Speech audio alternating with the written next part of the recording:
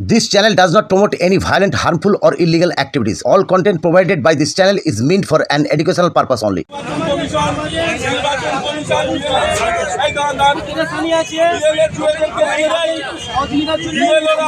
গত এক মাস ধরে তারা সহযোগিতা নিয়েছে।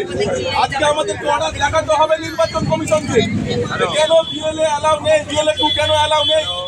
এখন একটা বিদ্যম বেউ অসুস্থ পড়ে আছে নির্বাচন কমিশন, তারা নোটিশ জারি করেছে। বাড়িতে গিয়ে নির্বাচন কমিশনের বিএলওদের বাড়িতে গিয়ে তাদেরকে হেয়ারিং করার জন্য রেখে তাদের হেয়ারিং করছে। আজকে বলুন, একজন গতকাল অন্তঃসত্ত্বা মহিলা চলে গেছে অন্য জায়গায়, তার হেয়ারিং কি করে হবে, তার জবাব আমাদেরকে চাই। আমরা ইয়ারোকে ডাকুন, কথা বলবো। ইয়ারোকে ডাকুন। দেখুন কত বৃদ্ধ মহিলারা এখানে এসে দাঁড়িয়ে আছে। বিজেপির দালালি হচ্ছে এখানে নির্বাচন কমিশনের। আমরা ছেড়ে কথা বলবো না। আমাদের সেনাপতির অর্ডার আছে মানুষের কোনো রকম অসুবিধা না হয়, আমরা তাই দাঁড়িয়ে আছি। আমরা প্রোটোকল মেনে দাঁড়িয়ে আছি, কিন্তু এক মাস ধরে বিএলওরা তারা সহযোগিতা নিয়েছে। বিএলও 2 সহযোগিতা ছাড়া আজকে সম্পূর্ণ হতো না। দেখুন কত মহিলারা, বৃদ্ধ মহিলারা দাঁড়িয়ে আছে, বৃদ্ধ দাদারা দাঁড়িয়ে আছে।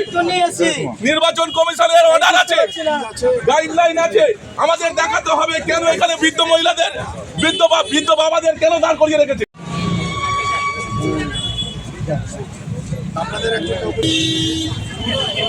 আমরা এই রাস্তায় এখানে বসে পড়বো, পাবলিক নিয়ে বসে পড়বো আমরা।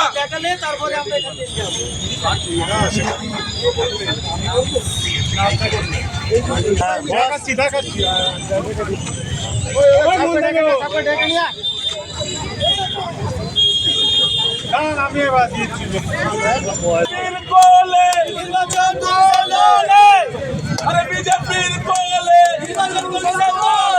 বিজেপির কোলে নির্বাচন কমিশন কোলে বিজেপির কোলে নির্বাচন কমিশন কোলে বিজেপির কোলে নির্বাচন কমিশন কোলে বিজেপির কোলে।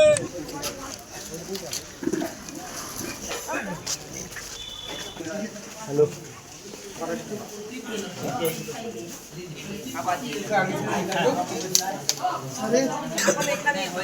এই মাত্র তো করে বললো হ্যাঁ যেত কত আছে স্যার? 671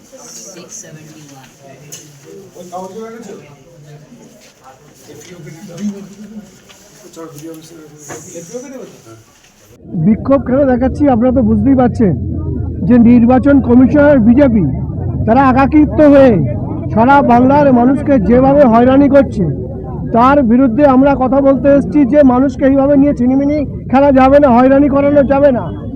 80 ঊর্ধ্ব মানুষ, তারা হ্যান্ডিক্যাপ, তাদেরকে গাড়ি করে আনতে হচ্ছে। তারপরে এইখানে এইরকম একটা স্পেলিং ভুল, সেইটাকে নিয়ে ডাকা হচ্ছে, মানুষকে রাস্তায় নামানো হচ্ছে। বারংবার নির্বাচন কমিশন যে প্রহসনে পরিণত করছে বাংলার মানুষকে নিয়ে, তার জন্য আমরা তীব্র প্রতিবাদ জানাচ্ছি। আমরা চাইছি সাধারণ মানুষকে রিলিফ দিতে, যে এইভাবে একটা ব্লকে হেয়ারিং, কোথায় শুধু জাপানি গেট বাংলা, কোথায় নিউ করোনা, কোথায় বাদামপুর, কোথায় আপনার পিপিলাই, এই জায়গা থেকে মানুষকে আসতে হচ্ছে 70-80 টাকা খরচা করে, টোটো খরচা করে।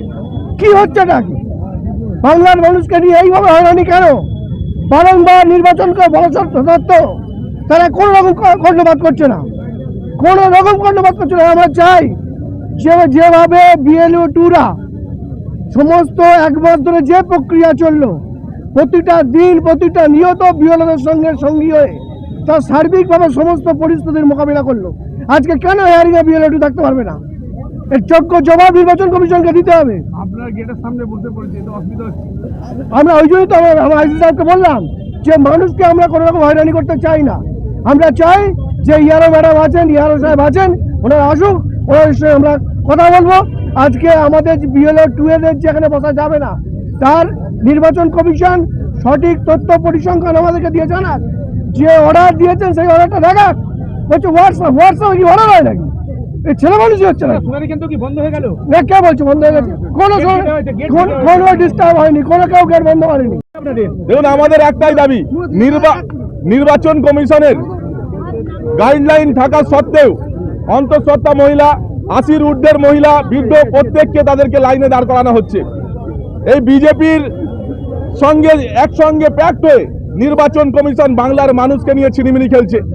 আপনারা দেখেছেন, একদিকে যেমন বাঁকড়া, আর একদিকে কোয়লা, ওদিকে পার্বতীপুর, বিভিন্ন জায়গা থেকে দূর দূরান্ত থেকে এই সমস্ত বৃদ্ধ মহিলা, বৃদ্ধ বাবারা তারা এই বিডিও অফিসে আসছে, কেউ 100 টাকা, কেউ 150 টাকা ভাড়া দিয়ে।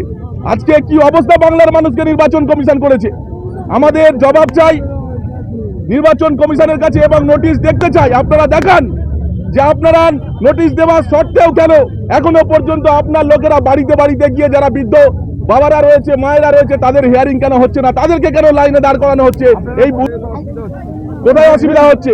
হিয়ারিং সুন্দরভাবে চলছে, আমরা ক্যাম্পাসে ঢুকিনি। আমাদের সেনাপতির নাম অভিষেক বন্দ্যোপাধ্যায়। আমরা গণতান্ত্রিক পদ্ধতিকে মেনটেন করে মানুষের অসুবিধা যাতে না হয় সেই দিকে লক্ষ্য করে আমরা শান্তিপূর্ণ আন্দোলন করছি। আমরা ইয়ারের সঙ্গে কথা বলবো এবং তাদেরকে প্রশ্ন করব কেন মানুষকে ভুল পথে বিভ্রান্ত করা হচ্ছে।